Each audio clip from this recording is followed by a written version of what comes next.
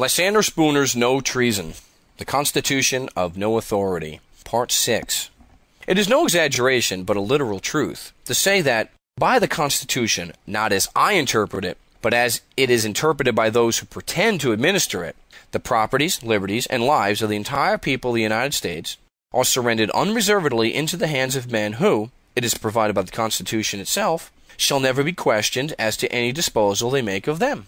Thus the Constitution, Article 1, Section 6, provides that for any speech or debate or vote in either house, they, the senators and representatives, shall not be questioned in any other place.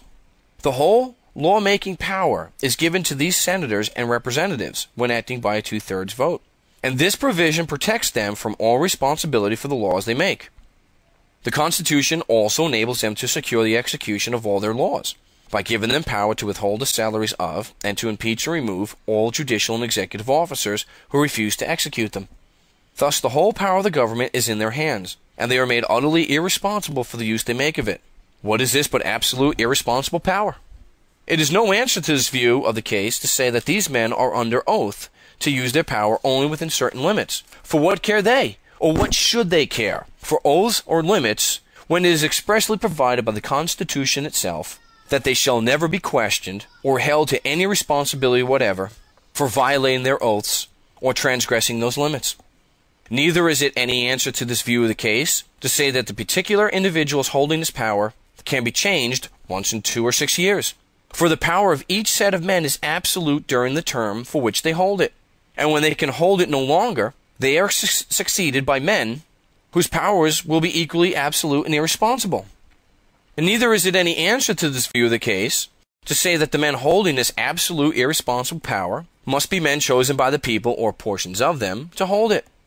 A man is nonetheless a slave because he is allowed to choose a new master once in a term of years. Neither are a people any less slaves because permitted periodically to choose new masters. What makes them slaves is the fact that they are now, and are always hereafter to be, in the hands of men whose power over them is, and always will be, absolute and irresponsible. Of what appreciable value is it to any man, as an individual, that he is allowed a voice in choosing these public masters? His voice is only one of several millions. See, the right of absolute and irresponsible dominion is the right of property, and the right of property is the right of absolute irresponsible dominion.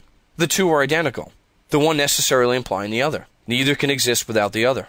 If, therefore, Congress have that absolute and irresponsible lawmaking power, which the Constitution, according to their interpretation of it, gives them, it can only be because they own us as property. If they own us as property, they are our masters, and their will is our law. If they do not own us as property, they are not our masters, and their will, as such, is of no authority over us. But these men who claim and exercise this absolute and irresponsible dominion over us dare not be consistent, and claim either to be our masters or to own us as property. They say that they are only our servants, agents, attorneys, and representatives. But this declaration involves an absurdity, a contradiction. No man can be my servant, agent, attorney, or representative, and be, at the same time, uncontrollable by me, and irresponsible to me for his acts.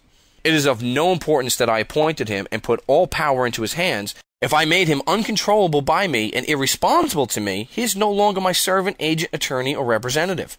If I gave him absolute irresponsible power over my property, I gave him the property.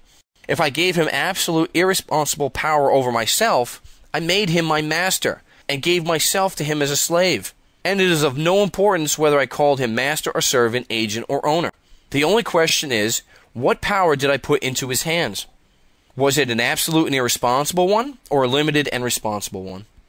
For still another reason, they are neither our agents, servants, attorneys, nor representatives, and that reason is that we do not make ourselves responsible for their acts. If a man is my servant, agent, or attorney, I necessarily make myself responsible for all his acts done within the limits of the power I have entrusted to him.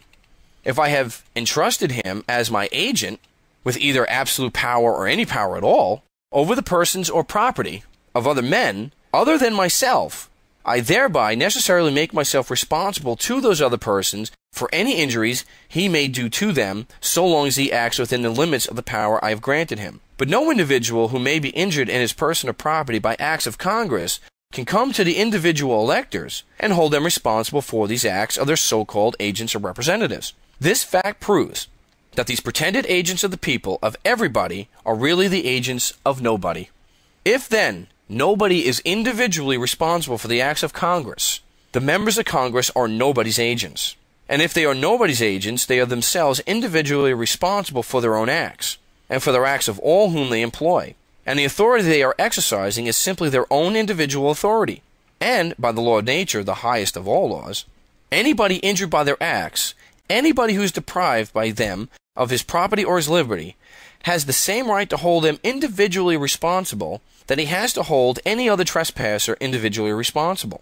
He has the same right to resist them and their agents that he has to resist any other trespassers.